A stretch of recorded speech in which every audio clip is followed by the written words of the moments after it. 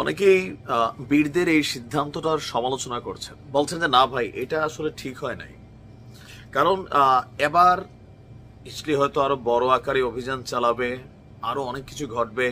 কিন্তু ভাই, আমি একটা জিনিস আপনাদেরকে বোঝাই, বেশ কয়েকটা দেশের মধ্যস্থতায় রমজান মাসকে উপলক্ষ করা যে যুদ্ধবিরতি চুক্তি কায়েম হইল, তো সেই চুক্তিটা কি মানলো? মানে চুক্তিটা ভঙ্গ করলো কে? ইসলি করছে। কারণ কি, এদের দরকার ছিল ওই টাইমে একটা অভিযান চালানো, এরা চালানো শুরু করে দিল।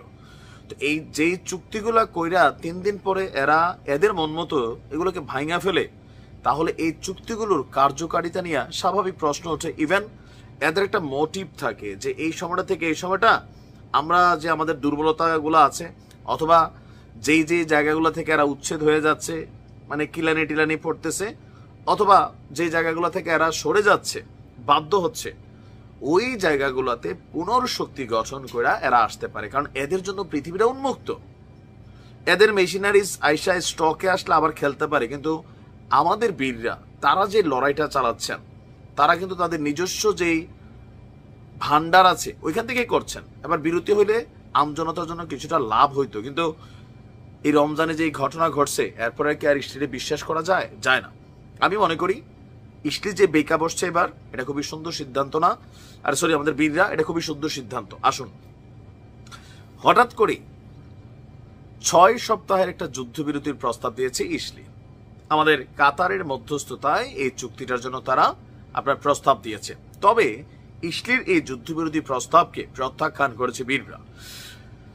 যুদ্ধবিরতির আলোচনায় সম্পৃক্ত একজন ফিলিস্তিনি কর্মকর্তা নাম প্রকাশ না করার শর্তে বীরদের প্রস্তাব, মানে বীররা যে প্রস্তাবটাকে প্রত্যাখ্যান করছে, এই তথ্য তিনি জানিয়ে বলছেন যে বীরদের মূল চাওয়া হলো চূড়ান্তভাবে যুদ্ধ বন্ধ করতে হবে এবং গাজা থেকে এদের যে সেনাবাহিনী আছে তাদেরকে সেখান থেকে প্রত্যাহার করতে হবে। কিন্তু এই প্রস্তাবে আপনার এই ধরনের কোনো প্রতিশ্রুতি অথবা লিখিত বক্তব্য ছিল না, বরং বীরদের হাতে থাকা ইস্টের যে নাগরিকরা আছে তাদের অর্ধেককেই মুক্তি দেওয়ার শর্ত এখানে আসছে।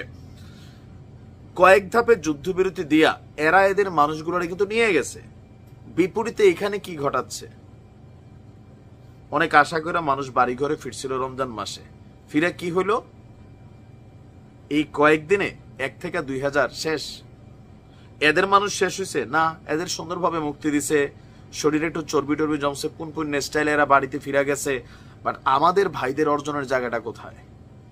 কোনো কিছুই না। সো আমার কাছে মনে হয় যে এটা দিয়ে কোনো লাভ নাই। বিবিসির বরাত দিয়ে মিশরের মাধ্যমে দেওয়া প্রস্তাবে কাতার সহ এখানে স্পষ্টত বীরদেরকে নিরস্ত্র করার আহ্বান জানানো হয়েছে। কিন্তু আর বাকি যে প্রতিশ্রুতি, এগুলো সবগুলাই এদের পক্ষে, যে তোমরা দাও, আমরা আপাতত এখানে একটু খাবার দাবার ঢুকতে দিব, কিছু ত্রাণ ম্রাণ ঢুকতে দিব, হয়তো অনেক সমস্যা হচ্ছে, কিন্তু ট্রাস্টও করা যাচ্ছে না। এই বিরোধীরা আবার নিলে এখন এটা নিয়ে আমেরিকা বলতেছে যে দেখো, এই যে এরা মানতেছে না, সমালোচনা করতেছে যে না, আমরা তো চাচ্ছি বিরতি বা শান্তি, কেন একবার বন্ধের জন্য কেন আপনারা কাজ করেন না? আরব নেতারা বলতেছে যে না, বীরদের উচিত হয় না এটাকে প্রত্যাখ্যান করতে। কি করতো? তোমাদের দেশে নিয়ে জায়গা দিচ্ছ, সহযোগিতা করতেছ, সবাই পারপাস সার্ভ করতেছে ইস্টের। আমেরিকার চাপে হোক, তলে তলে অন্য কোনো ঘটনার কারণে হোক, বীররা যে সিদ্ধান্ত নিচ্ছে যথেষ্ট রাইট। দেখা যাক কি হয়। ভালো থাকবেন।